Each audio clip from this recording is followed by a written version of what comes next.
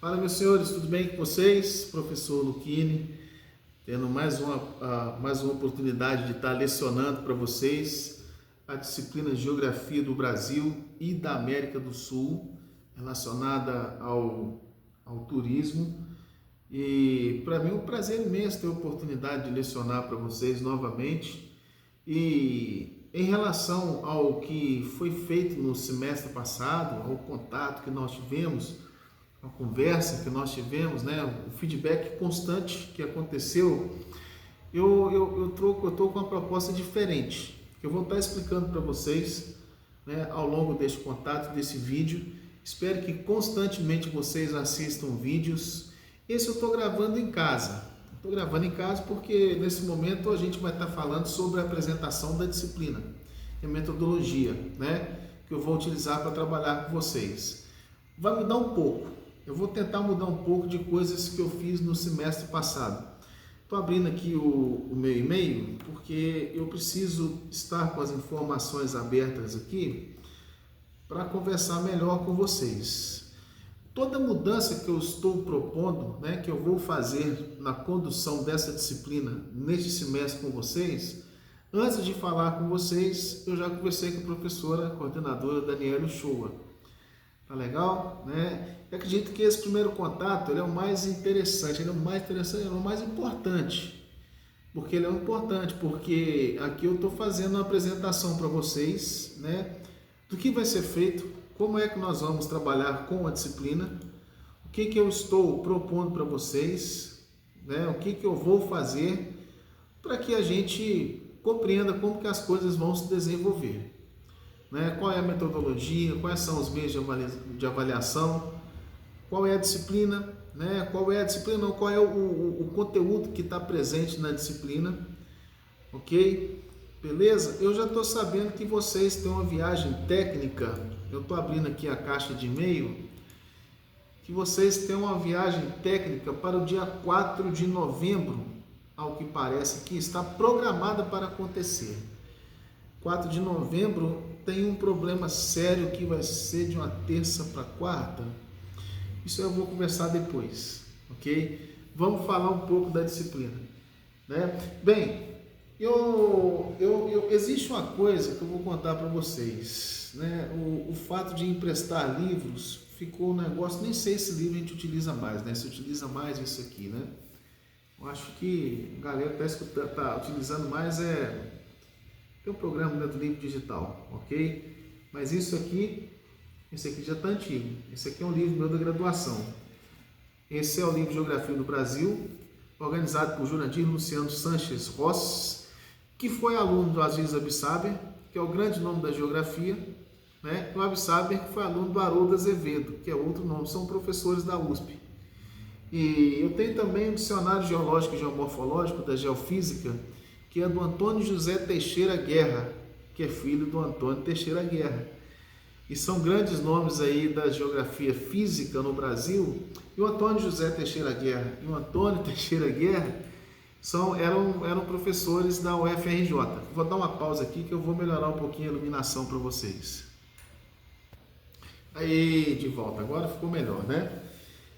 O que acontece aqui, pessoal?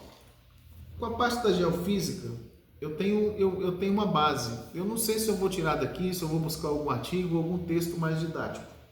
Geografia Geral do Brasil, Eustáquio de Sene e João Carlos Moreira, é um bom livro.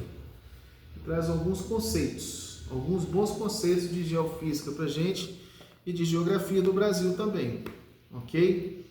Né? Eu preciso atualizar, pegar um livro um pouquinho mais novo, em questão de dados, tá certo? Esse livro aqui é uma indicação muito interessante. Ó. Ele é um livro paradidático. Não sei quantas vezes eu já li esse livro, acredito que duas vezes no mínimo, né? Que traz aqui os fundamentos da geografia, da natureza.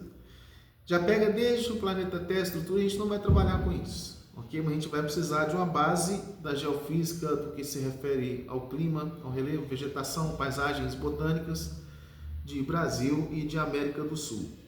E o Jurandir Ross, ele vai trazer aqui o texto quando se fala com o livro ORG, que ele vai trabalhar com artigos desenvolvidos por outros autores também.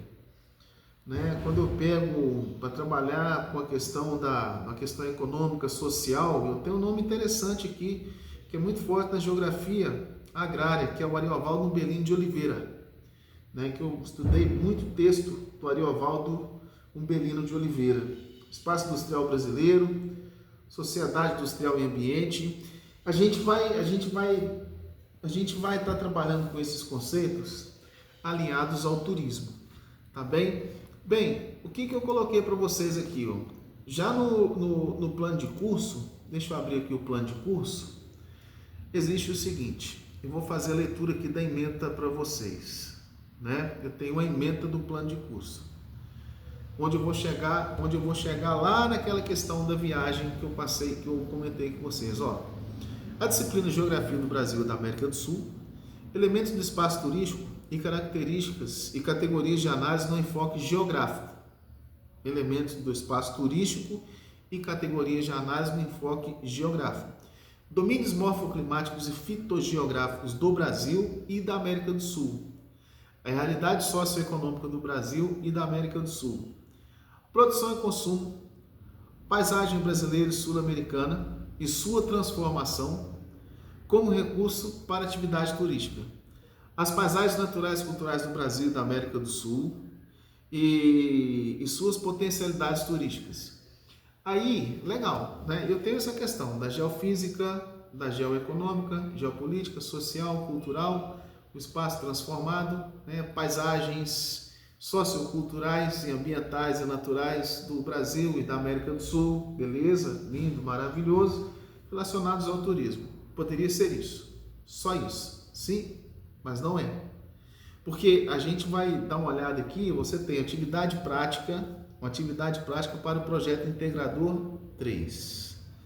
Apoio para a realização de visita técnica, né, que a disciplina promoverá ao longo de seu desenvolvimento algumas atividades práticas, profissionais presenciais, desenvolvidos no campo local de trabalho e origem do aluno. Então, aí eu conversei a respeito dessa viagem técnica, eu conversei com a coordenação que me respondeu o seguinte, né, a viagem está programada para o dia 4 de novembro, né, de Belo Horizonte para o Rio de Janeiro. Eu vou tomar um conhecimento maior dessa viagem, dessa proposta, para eu integrar melhor a disciplina com esta viagem. Né? O que, segundo a coordenadora, a Daniela Uchoa, falou que eu posso pedir alguma atividade relacionada, né, à geografia e à disciplina nessa viagem. Poxa, Belo Horizonte e Rio de Janeiro é muito interessante. Né? Você faz a análise, por exemplo, do modelado de relevo, da topografia de Belo Horizonte, da organização geográfica do trânsito de Juiz de Fora,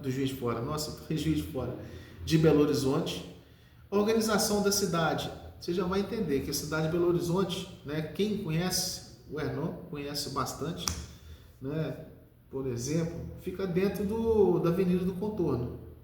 Ok? E que tem uma arquitetura urbanística, arquitetura urbanística do trânsito feita em quadras, há muitas quadras com avenidas principais e diagonais. Dentro da Avenida do Contorno você está dentro de Belo Horizonte, ok? É interessante que você sinta isso aí.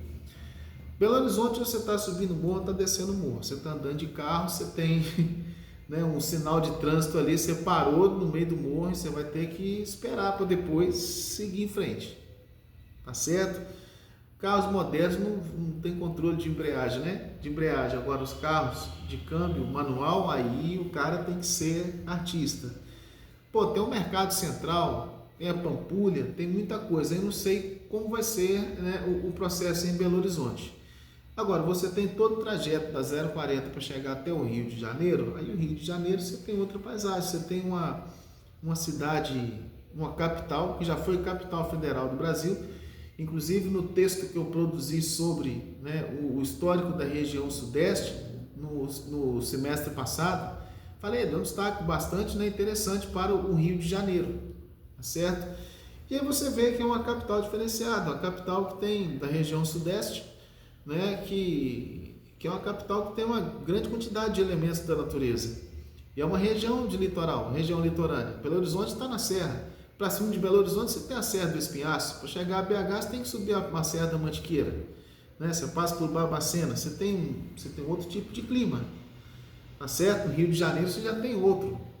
Né? Se for em novembro então, bicho, poxa, vê se dá para vocês curtirem a praia, né? Depende do que vai ser proposto na viagem. Aspectos culturais, sociais, né? De pessoas, de grupos sociais, grupos de pessoas. Então, mesmo que não haja possibilidade de eu estar presente nesta viagem com vocês, vocês podem desenvolver muita coisa. Eu posso ir conversando com a Dani Uchoa, conversando com vocês, aí, né, contando com o apoio de sempre da Lucimar e do Hernon, para ver como que vai ser essa viagem, qual vai ser o trajeto, a proposta. Isso aí talvez a coordenação possa passar para mim também, professores, porque dependendo da data, possivelmente eu não poderei me fazer presente. Gostaria muito, né? Mas o problema é que segunda e terça eu dou aula em Cataguases e quarta, quinta e sexta eu estou no campus, lá em Santos Dumont. Hoje eu já estive lá, teve uma turma que teve 4 aulas seguidas comigo. Falo hoje, quarta-feira, tá bem? Hoje, quarta-feira, dia 27 de agosto, às 14 horas e 40 minutos. Tem bastante coisa para fazer aqui ainda, embora o vídeo está para sexta. O vídeo que eu estou mostrando para vocês aí, esse contato, é para nossa aula de sexta-feira. Tudo bem? Beleza? Deixa eu abrir aqui, ó. Então eu tenho esses aspectos sociais, econômicos, né, e naturais relacionados ao turismo do Brasil e da América do Sul, para trabalhar com vocês. A metodologia que está aqui no plano de curso, né, não sei se está bonito esse mouse aqui que está piscando, né, mas está aqui, porque eu estou com a tela do computador aberta. Já é a segunda ou terceira vez que eu falo isso, normal, né? Pediu aqui para eu apresentar a metodologia do curso, né? Como que eu vou ministrar essa disciplina para vocês? Eu vou propor videoaulas gravadas ao longo do curso da disciplina, além de contar com algumas intervenções de aulas síncronas. Não sei se vai haver tanta necessidade assim, ok? Porque é o que eu disse e vou repetir para vocês. Essa aula eu estou gravando aqui em casa mesmo, estou na sala aqui, né? Beleza? Porque é uma aula de apresentação de disciplina, de metodologia. Acredito que esse assunto é muito interessante. Segunda vez, Luquinha? Mas eu tenho que reforçar. Às vezes eu gosto de marretar, ok? O martelo, para ser bem pregado, ele tem que ser marretado mais de uma vez. A não ser que o cara seja mister, né? Tem uma força de, numa só, o martelo e o prego ir, né? Mas não, tem que reforçar. Tem que marretar. Esse momento agora, ele é importante. Hoje é um dia importante, porque vocês já vão fazer a disciplina tendo noção do que vai acontecer, ok? Eu vou gravar algumas aulas na sala de aula mesmo, como se eu estivesse dando aula presencial para vocês, no decorrer de muitas disciplinas, ok? Na maioria delas, eu espero conseguir fazer isso aí. Tá certo? Além de propor alguns textos para vocês, eu tenho aqui minhas referências. Eu tenho um livro do Aziz Absaber, cara. Eu falei do Jurandir Ross, mas eu tenho um do Aziz Absaber, ele está emprestado, que fala sobre os domínios morfoclimáticos do Brasil. Ele é um clássico para concursos, é um clássico para geografia física, sabe? Que traz toda a leitura dos domínios de paisagem do Brasil. E tem alguns livros de geomorfologia também, do Antônio José Teixeira Guerra, que fala sobre modelagem de relevo, que também está emprestado. Já tem alguns anos, não foi me devolvido, eu vou atrás desses livros. E decidi que não mais vou emprestar livro para mais ninguém. Ok? Se a pessoa quiser ler o livro, que vem aqui em casa e leia e vai embora. Ok? Ou que me pague para eu xerocar o livro. Aí sim. Fiquei traumatizado, gente, traumatizado. Então eu vou propor, a gravação de videoaulas para vocês, além do apoio teórico, do desenvolvimento e da orientação das atividades. Procedimentos de avaliação de aprendizagem. Eu fiz um rascunho, eu tenho que procurar isso, eu tenho que achar o rascunho. Porque a professora Daniela Uchoa, aqui, isso, a ementa, rascunho, proposta, ok? Nada é feito por acaso, né? Não tirei nada debaixo do braço assim, ó, foi pronto, ou de trás da orelha, como diz o outro, né? Não, quase eu cortei minha orelha aqui com a folha. Não, eu fiz aqui o mapeamento das aulas de cada mês, para vocês tentarem enxergar aí agosto, setembro, outubro, novembro, dezembro e janeiro, né? Para eu explicar o que vai acontecer. Não é a minha intenção, não é a minha proposta colocar atividade toda semana. Isso eu achei cansativo, ok? É interessante eu me programar melhor para isso aí, sabe? Para eu tentar colocar cada coisa a seu lugar, né? Porque numa disciplina EAD, geralmente tem gravação de vídeos, né? Coisas que a gente não tem, coisas que eu não tenho, né? De gravar bonitinho, mas eu vou tentar gravar para vocês. Não estou com o mesmo recurso, né, que tem aí outros professores, mas tá bacana, tá top, vai ficar legal, ok? Né, porque aí vocês vão ver dando aula, vocês vão poder rever a aula o tempo todo. Vou deixar no YouTube, vou salvar no YouTube e vou postar para vocês. Eu vou trabalhar com 5 avaliações, valendo 2 pontos cada uma, mas isso pode modificar ao longo do curso, porque eu tenho uma atividade da viagem técnica. E aí eu preciso saber quem vai participar da viagem técnica e quem não vai. Se todos vão participar ou se alguém não vai. Que aí, dependendo daqueles que não forem participar da viagem técnica, possivelmente eu coloco uma atividade a mais, né? Então, inicialmente, eu estou propondo aqui, eu já organizei, eu já mapeei todas as atividades, a distribuição da disciplina, a distribuição das aulas, e acho que vai dar muito certo. Acho não, vai dar certo, porque está programado, eu não posso falar acho. Se sou eu que estou propondo, eu tenho que falar, vai dar certo, serão 5 avaliações. Acho que é bacana, 5 avaliações. Ok? Ao longo de setembro, outubro, novembro. Ok? Dezembro é um mês que chega o Natal, janeiro, né? Depois, a aula vem depois do dia 2 de janeiro, vai até o dia 20 de dezembro. Dia 1º de janeiro, Réveillon. Ok? Dia 2, recesso. Aí depois eu só volto dia 9. Aí eu vou explicar o que nós temos aí. Aula de agosto, dia 29 de agosto, é a aula de hoje. O que eu propus para vocês? Eu propus aqui a apresentação, plano de curso, apresentação da disciplina, a minha apresentação para vocês. No mês de setembro, eu tenho aulas nos dias 5, 12, 19 e 26. Então, eu tenho 4 aulas em setembro. 4 aulas. Em outubro, eu tenho um pouco mais. Em outubro, eu tenho dia 3, 10, 17, 24 e 31. Então, eu tenho 1, 2, 3, 4, 5 aulas. Ok? Estou vendo aqui o mapeamento que eu fiz para apresentar, para organizar a disciplina para vocês. Em novembro, eu tenho 3 aulas. 3 aulas seguidas, porque nós vamos ter aí feriado do dia 20 e recesso dia 21. O dia 2 e o dia 15 não vai nos comprometer. Ok? Beleza? Em dezembro, eu tenho 3 aulas em dezembro também. 3 aulas. Né? E em janeiro eu vou ter a aula do dia 9. Aí eu tenho uma aula só. Talvez eu deva precisar de postar algum conteúdo, uma coisa ou outra, dentro de sábados letivos para completar o número de aulas que eu tenho. Em agosto eu tenho uma aula. Então tenho 5, 10, 16, 17. Né? 5 vezes 1, vai faltar alguma coisa aí. Ok? Beleza? Eu tenho essa quantidade de dias de aula aí. São dias, não são aulas, são dias. Né? Porque cada um dia são 4 aulas. 1, 2, 3, 4, 5, 6, 7, 8, 9, 10, 11, 12, 13, 14, 15, 16, 17. É isso mesmo, cara. Vai dar. Né? São 17 dias para dar 60 horas. Né? Já deu. Se são 20 dias, né? Vezes 4, 80. Pede para o professor de humanidade fazer muitas contas, não. A gente consegue fazer, mas de vez em quando a gente escorrega um pouco. Então, hoje eu tenho a apresentação da disciplina. Depois, no dia 5 de setembro, dia 12 de setembro, eu tenho os conteúdos. Eu vou gravar vídeos ou colocar texto. E colocar textos para vocês irem trabalhando. No dia 19, eu tenho a primeira avaliação, a primeira atividade avaliativa. que vai ser semelhante a todas que eu passei no semestre passado, só que eu vou condensar, ok?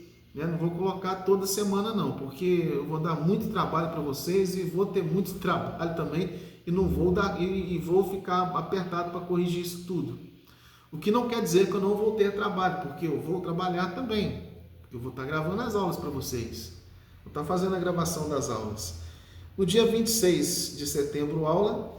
Dia 3 de outubro, aula. Dia 10, avaliação 2. 2 aulas, avaliação. 2 aulas, avaliação. No dia 17 e 24 de outubro, aula. Dia 31, terceira avaliação. Ok? No dia 7 e 14 de novembro, aula. Dia 28, atividade avaliativa.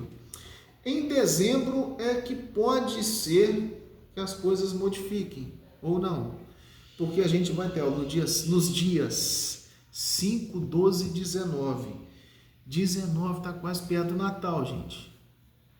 Né? O calendário vai ter o dia 20, vai ter alguns sábados letivos aí, que aí eu vou postar o conteúdo, ou talvez uma atividade ou outra para valer. Isso é mais para completar a nossa carga horária, ok? Mas a disciplina está bem desenvolvida aqui, está bem organizada desse jeito. Eu coloquei uma avaliação dia 12, mas ela pode ser dia 19. Mas dia 19 eu não acho interessante. Tá joia? Porque dia 19 a galera já está cansada, né? Já está preparada aí para o Natal. Eu, na verdade, eu tô tendo alguns dias de recessos. Eu não tive férias, assim, um momento de ficar 2 semanas ou 3 ou 2,5 desligado da escola do trabalho. Não, eu tô desde agosto do ano passado dando aula. Todo mês eu tô dando aula, né? Porque os calendários, eles trocaram um pouco. Enquanto eu estava de férias em janeiro, da escola privada que eu trabalho, o Instituto estava dando aula. E aí, quando em março, a aula depois do carnaval estava funcionando, aí em março deu uma pausa. Em julho teve férias, né, um recesso de 2 semanas, da escola que eu trabalho em Cataguases, beleza, no campus teve aula. Aí agora, em agosto, nós tivemos um recesso do campus, mais aula em Cataguases. Então eu só vou parar mesmo, eu só vou conseguir puxar a tomada, né, do fio e desligar geral de escola, dar um descanso para a cabeça depois do dia 12 de janeiro. Dia 12 de janeiro até a primeira semana de fevereiro que volta às aulas. Mas está tudo bem, né? Estou fazendo o que eu tenho o prazer de fazer, o que eu aprendo todos os dias. Quando a gente dá aula, a gente aprende. Em dezembro, talvez que possa ter essa modificação aí, tá? Depois, em janeiro, né, dia 2, eu não sei, pois dia 2 é recesso do dia 1º. Dia 1º, Réveillon, 31, primeiro, passagem de ano. Aí que todo mundo vai passar de ano, uma piadinha velha, fraca, né, gente? Beleza? Na quinta-feira, dia 1º, dia 2 é na sexta. No calendário está como recesso. E aí eu volto dia 9. O que eu vou estar fazendo aqui, ó? Praticamente no dia 12 e dia 19, eu já tenho que estar com as notas fechadas, bicho. Eu vou fechar as notas. Por isso que eu estou pensando mesmo em fazer essa atividade no dia 12 e ver o que eu vou fazer com essa atividade. Se eu tenho 5 atividades, se cada uma vale 2 pontos, eu vou colocar mais uma atividade aí no ponto da viagem turística. Atividade 1, 2 pontos. Atividade 2, 2 pontos. Atividade 3, 2 pontos. Então, até a atividade 3, eu já terei aí praticamente 6 pontos distribuídos. Na atividade 4 e atividade 5, eu posso valer cada uma valendo 1 ponto e 1 ponto. Ok? Então, aí eu já tenho 2. 6 mais 2, 8. E atividade... Eu vou ter que rever mais uma vez. 2, 4, 6, 7, 8. 1 ponto, 1 ponto. E a atividade da viagem valer 2 pontos? Pode ser, né? Porque ela tem carga horária e tem atividade, que aí vai dar 10. Porque se eu colocar 2, 4, 6, 8, 10, a não ser que eu coloque uma atividade aqui do dia 12 valendo 1 ponto, a atividade de viagem valendo 1 ponto, e depois, né, a atividade do dia 28 valendo 2. Enfim, essa é uma pequena mudança ou modificação que vai estar acontecendo ao longo do curso. e aí vocês serão orientados, né? Contarei com o apoio do Hernon e da Lucimar, ok?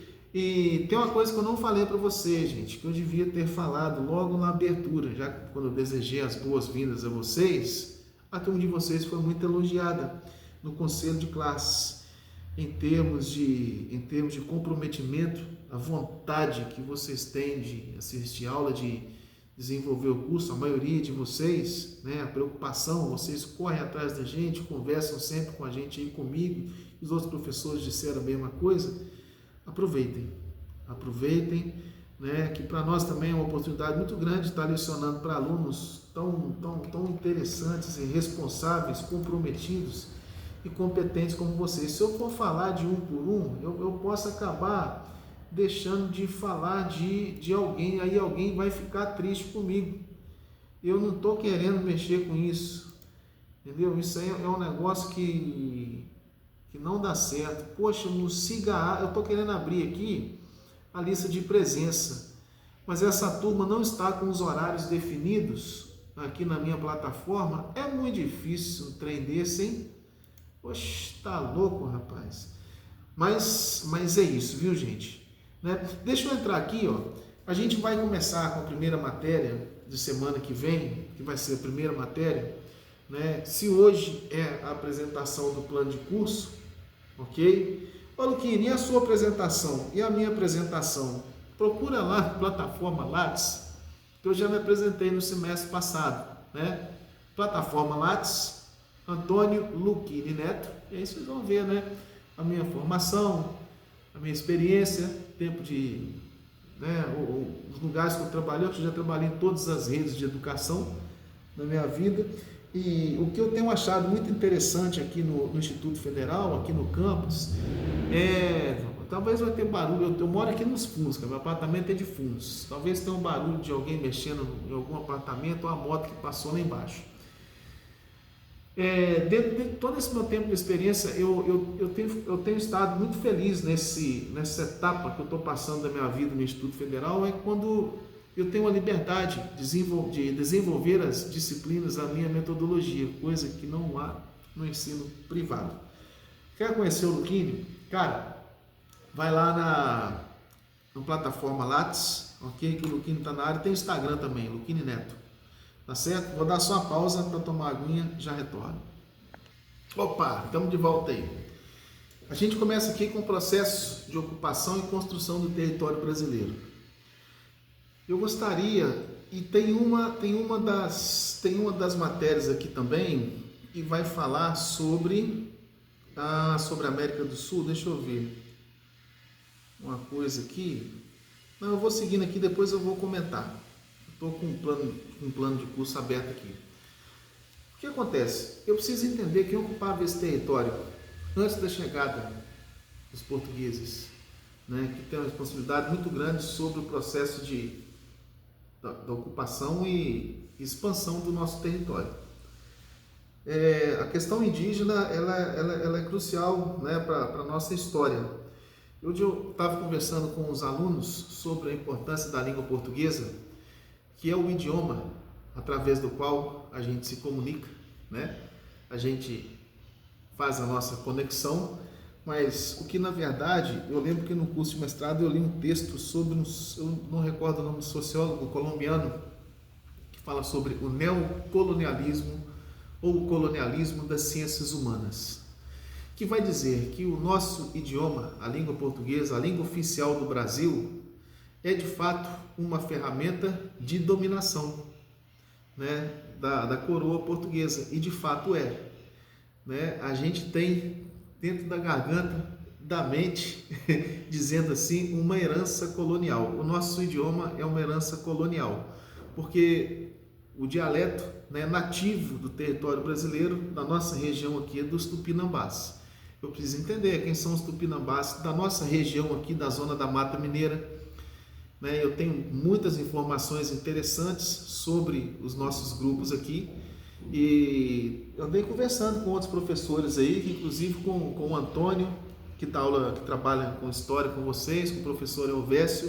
Aqui na nossa região a gente tem histórico dos puris, dos índios puris, os coropós, os coroados, os botocudos. Né? Os botocudos pegam mais para a região de Manhuaçu, de Muriaé, lá para cima Manhuaçu. Os puris passam por toda a nossa região aqui. Mas está tudo dentro do grupo, né? Do grupo dos tupis, que pegam todo o litoral brasileiro. E tem os guaranis, que pegam ao sul do Brasil. Nós temos aí os Gs com J, J-E-S, os Gs que pegam o interior do Brasil, e o grupo dos Aruaques, que vai pegar a região da Amazônia. Né? E a gente tem, na América Central, a gente tem a presença dos Caribes, na América Andina, a presença dos Incas, que vão suceder os Nazcas. Então a gente tem um grupo que ocupava esse território. Porque, de fato, quem descobriu esse território não foram os portugueses. Esse território já era ocupado, ele foi tomado. Né? E a gente vai entender todo o processo da expansão do território brasileiro. E a gente observa que os portugueses foram muito eficientes. Diferente dos espanhóis, eles tiveram a ideia e a preocupação de manter a unidade do territorial brasileiro durante todo o período colonial e também após a independência do Brasil com Dom Pedro I. Diferente da América Espanhola, né? A nossa América do Sul, que se dividiu em vários países, porque na região platina, que pega Uruguai, Argentina e Paraguai, a gente tinha a presença dos caudilhos, ok? Né? Que conquistou sua independência a partir de São José Martí. Não, São José não, é José de San Martín. José de San Martín, que vai ser o cara que vai articular a independência da América Latina. E esse processo de independência vai chegar até a Bolívia e até o Chile e ao Peru também. Mas o Peru vai contar com a intervenção do José de San Martín e também do Simão Bolívar, que vai ser responsável pela independência da Gran Colômbia. Ok? O Simão Bolívar que é o cara que vai ter aí a política do bolivarismo da Venezuela. O Simão Bolívar que vai trabalhar com a independência da Colômbia, Venezuela e Equador, mas vai interferir no Peru. Né? Acontece que o território brasileiro, quando você pega a região centro-oeste, a região amazônica e a região sul, levando em consideração ao que foi definido no Tratado de Tordesilhas, que eu vou trabalhar com vocês, esses territórios pertenciam à coroa espanhola. Mas os portugueses foram avançando, com missões religiosas, dos jesuítas, com sertanistas, né, aqueles que se embrenharam para o interior do Brasil, os bandeirantes que eu citei em Minas Gerais, aqui em Minas Gerais, né, com a presença da atividade da pecuária, a busca das drogas do sertão. Então os portugueses foram chegando, né? Com os jesuítas, os povos das 7 missões, eles chegaram até o Rio Grande do Sul e tentaram de fato tomar posse do Uruguai. Domínios morfoclimáticos do Brasil, a gente vai trabalhar aí eu tenho uma base do Jurandir Luciano Sanches Ross, que trabalha aqui, mas eu tenho, né, muito interessante a leitura do Aziz Absaber. Ok? A gente não vai falar só de domínio botânico, de paisagem natural, porque os domínios morfoclimáticos levam em consideração a relação dos modelados de relevo, tipos de climas, tipos de solo que vão interagir, e dentro da combinação desses 3 elementos eu tenho a organização da paisagem, porque cada paisagem vai se adaptar a esse bioma. Né? Poxa, o bioma presente de Belo Horizonte para cima é diferente daqui, né, do decorrer da Serra da Mantiqueira e do sopé da zona da Mata Mineira. Tá certo? O que é diferente do bioma do litoral do Rio de Janeiro, que vocês vão, né, se vocês vão fazer essa viagem, uma viagem programada. Vamos ver como é que vai ser, isso vai acontecer de fato. Ok? Então a gente vai entender a importância dos biomas e como que isso é utilizado dentro da prática do turismo. Depois eu tenho atividade avaliativa e aí eu vou discutir das macro-regiões brasileiras segundo o IBGE, em seus aspectos socioeconômicos. Né? A região sudeste, região norte, região sul, região nordeste, região centro-oeste. Mas além dessa regionalização do IBGE, eu tenho a regionalização geoeconômica de Pedro Pinchas, né? Que vai trabalhar com a região amazônica, nordeste e a centro-sul. E os aspectos econômicos, né? Do sudeste, do nordeste, centro-oeste. Né? O centro-oeste é o celeiro da soja brasileira. Gado de corte também é interessante, da soja brasileira, do milho. A região sudeste muito ocupada, mais industrializada, o centro econômico da economia brasileira, o centro nervoso da economia brasileira, que é São Paulo, está na região sudeste. A região da Zona da Mata é muito ocupada, né, bastante industrializada, bastante urbanizada. A região metropolitana de Belo Horizonte, dali para cima, vai focar muito na questão das atividades mineradoras. O sul de Minas trabalha bastante com a questão da pecuária, do gado de corte, produção de café também. Espírito Santo, Norte Espírito Santo trabalha muito com café também, papel, celulose, né? A região sul, nós vamos destacar aí a questão da pecuária. Poxa, Santa Catarina é o celeiro da produção, da criação de suínos, né? Da produção de carne de suínos e de ave também, de avicultura. Da nossa região também é muito forte. Ponte Nova também é muito forte na produção de carne de suíno, né? Na criação de suínos. Ponte Nova, por incrível que pareça. E a região sul, você tem aí a soja também que se planta e também você tem o gado de corte. E o celeiro do arroz do Brasil. Se produz muito arroz. E o trigo também, na região sul. O Brasil não é um grande produtor de trigo em função dos fatores naturais e geográficos. Bom, e aí tem muita coisa que a gente discutir em cima dos aspectos socioeconômicos dessas regiões. Tem uma coisa que não estava nos programas que eu fui consultando, no modo como eu poderia montar a disciplina, é a regionalização da América do Sul. E um breve aspecto histórico, bem breve, do que eu falei logo no começo aí dos processos de independência, do processo de ocupação, né? Os guaranis ocuparam muita região, eram muito típicos da região da América Latina, tá? De Argentina, Uruguai, Paraguai. Teve uma vez que, uma das viagens que eu fiz a Buenos Aires, eu fiquei numa pousada que eles chamam de albergue, né? Que seria albergue ou hostel, ou hostel, né? Não recordo como pronuncia, se é hostel ou hostel. Bom, não importa. E vi duas jovens senhoritas de uma etnia indígena que eu nunca vi, né? Que eu nunca vi em lugar nenhum. É como se eu tivesse vindo, né? Como se eu tivesse chegado no Brasil, primeira vez na América, e tivesse encontrado com o povo nativo. Já havia perguntado às meninas se elas eram do Paraguai, de Assunção, mas não eram. Elas eram do norte da Argentina, da cidade de Salta. Do estado de Salta, que fica na fronteira ali com a Bolívia. São grupos com etnias, né, que tem uma marca de etnia indígena muito forte, ok? Eu acho interessante a gente trabalhar com isso. Os aspectos físicos e os domínios da natureza da América do Sul, mais uma atividade avaliativa. A gente começa a trabalhar com o conceito de economia, conceito de blocos econômicos, a formação do Mercosul, os aspectos sociais, econômicos, políticos do Brasil com a América do Sul, características socioeconômicas da América Latina, de modo geral, né? E a gente vê que é uma luta muito grande o processo de integração da América Latina, do Brasil com a América Latina, né? O que é loucura, né? A gente vê a questão da política, a eleição que aconteceu na Bolívia há pouco, né, que o grupo centro-esquerda da Bolívia está desmantelado, ok? Né, o grupo da direita conservadora, não sei se é centro ou direita na Bolívia que venceu as eleições. No Equador tem um grupo, né, um grupo da direita, centro-direita. Colômbia parece que é centro-esquerda, e a gente está vendo aí uma situação, né, na situação da relação de Trump com o Brasil, né? Como que o Trump relaciona com a Argentina, como que se relaciona com o Brasil, ok? São coisas interessantes para a gente estar discutindo aí. Após o conceito de blocos econômicos, formação do Mercosul, características socioeconômicas da América do Sul, aí vocês vão ver lá, atividade avaliativa 4.